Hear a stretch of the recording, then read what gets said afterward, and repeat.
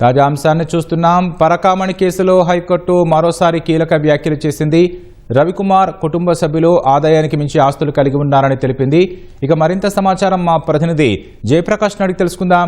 జయప్రకాష్, చెప్పండి, పరకామణి కేసులో హైకోర్టు చేసిన వ్యాఖ్యలేంటి?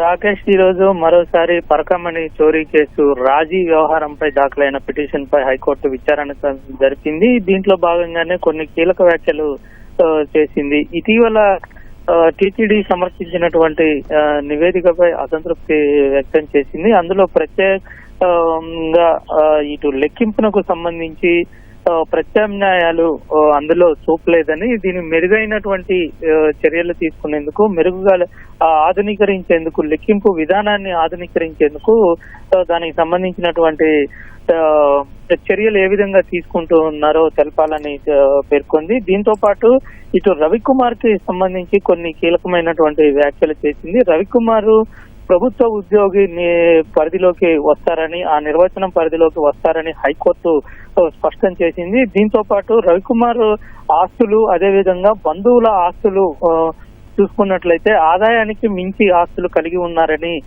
కోర్టు అభిప్రాయపడింది. ఇదే నివేదికలో ఇటు ఏసీబీ అధికారులు, సిఐడి ఇచ్చినటువంటి నివేదికలను పరిశీలిస్తే ఈ విషయం స్పష్టమవుతుందని తెలిపింది. మరోవైపు రవికుమార్ ఆస్తులు టీటీడీ బోర్డుకి సమర్పించే ప్రక్రియలో అటు అధికారులు, టీటీడీ అధికారులు కానీ పోలీసులు వీళ్ళంతా అసలు నిబంధనలు పాటించలేదని హైకోర్టు స్పష్టం చేసింది. మరోవైపు ఈ ఘటనకు సంబంధించి ఇటు చోరీ ఘటనగా మినహా మిగతా ఘటనలకు సంబంధించి ఇటు రాజీ చేసుకోవటము, అదేవిధంగా సతీష్ కుమార్ కు మరణం వెనుక ఉన్నటువంటి కారణాలు, అదే విధంగా ఇటు రవికుమార్ కి సంబంధించినటువంటి ఆస్తుల లెక్కింపు, వాటికి సంబంధించినటువంటి దర్యాప్తు చేసుకోవచ్చని, ముందుకు వెళ్ళవచ్చని దర్యాప్తులో ఇటు సిఐడి అదేవిధంగా ఏసీబీ డీజీలకు ఆదేశాలు జారీ చేసింది.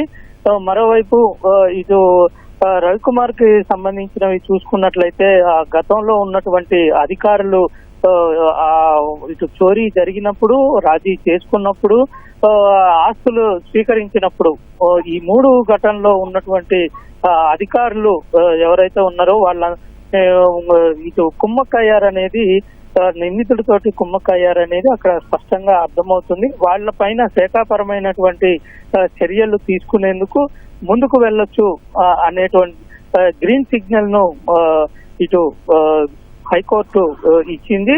వారిపైన చర్యలు తీసుకోవాలని సంబంధిత అధికారులకు ఆదేశాలు జారీ చేసింది.